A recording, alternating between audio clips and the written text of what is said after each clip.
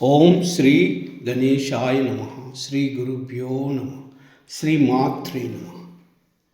మణిద్వీప వర్ణన పార్ట్ 3.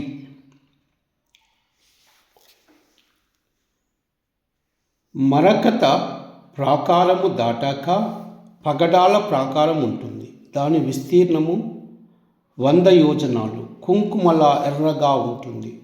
ప్రాకారమందలి నేల, భవనాలు మొదలైనవన్నీ ఎర్రగానే ఉంటాయి. అక్కడ హృల్లేఖ, గగన, రక్త, కరాళిక, మహోత్సుక అని 5 శక్తులు ఉంటారు. పంచభూతాల అధీశ్వరులు వీరు. పంచభూతాలతో సమానమైన వారు. పగడాల ప్రాకారము తరువాత నవరత్నాల ప్రాకారం ఉంది. దీన్ని ఎన్నో యోజనాలు ఉంటుంది.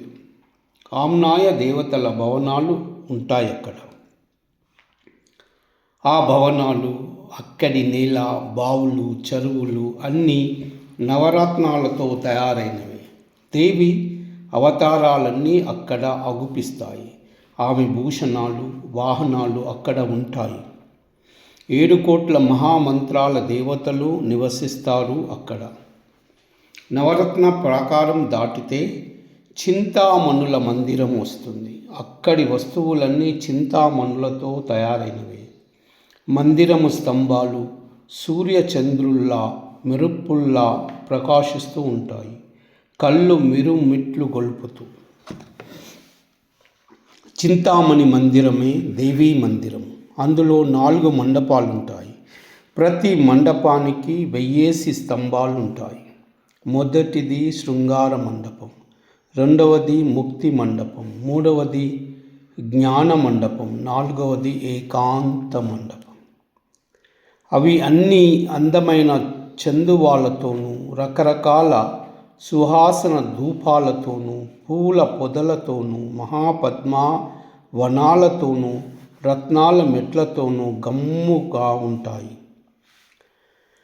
శృంగార మండపం మధ్య దివ్య సింహాసనం మీద దేవి కూర్చుంటుంది. అప్సరలు దేవి ముందు గానం చేస్తారు. ముక్తి మండపంలో దేవి భక్తులకు ముక్తి ప్రసాదిస్తుంది. జ్ఞాన మండపంలో జ్ఞానోపదేశం చేస్తుంది.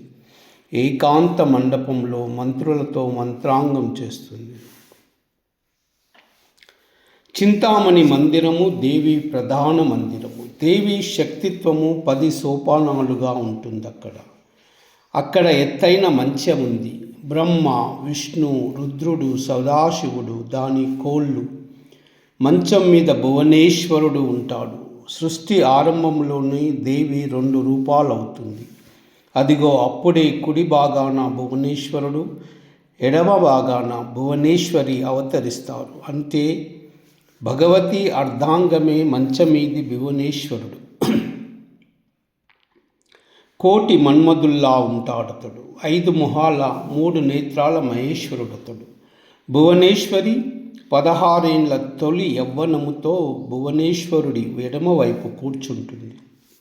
నవరత్నాల బంగారు నగలు పెట్టుకుంటుంది. ఆమె నుదుటి వెలుగు ముందు అర్ధచంద్రుడు దుడుపు.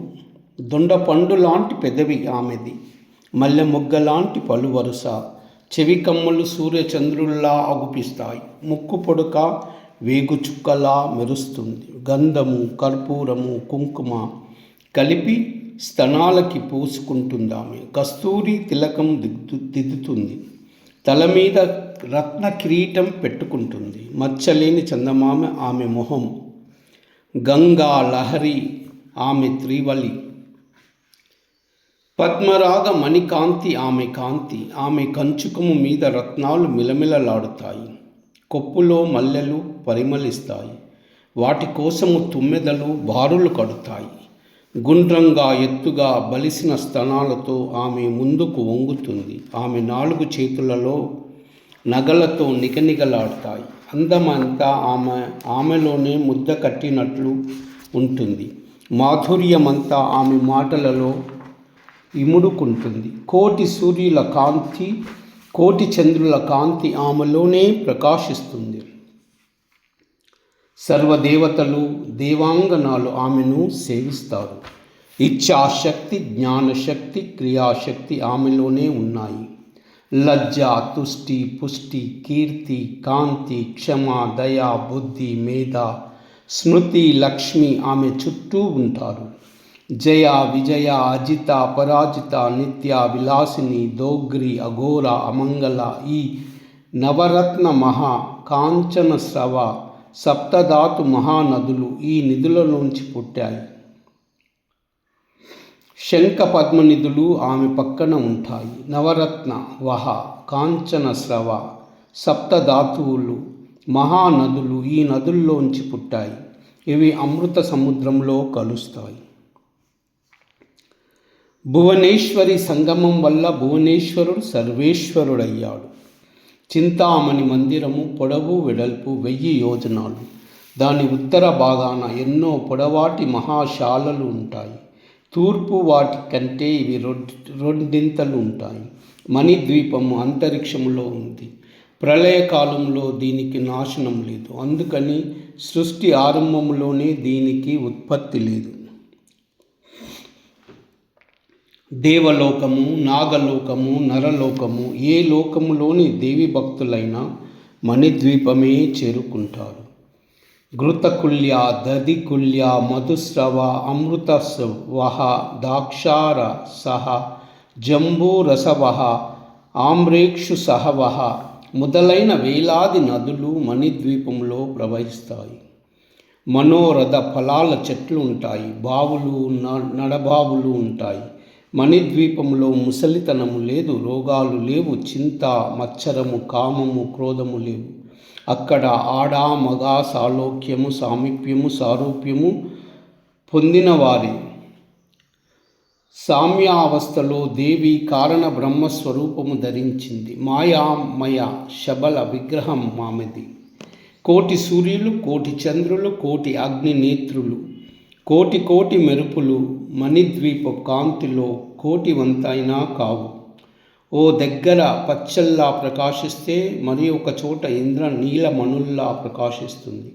ఒక చోట మాణిక్యాల్లా ప్రకాశిస్తే ఒక చోట వజ్రాల్లా ప్రకాశిస్తుంది.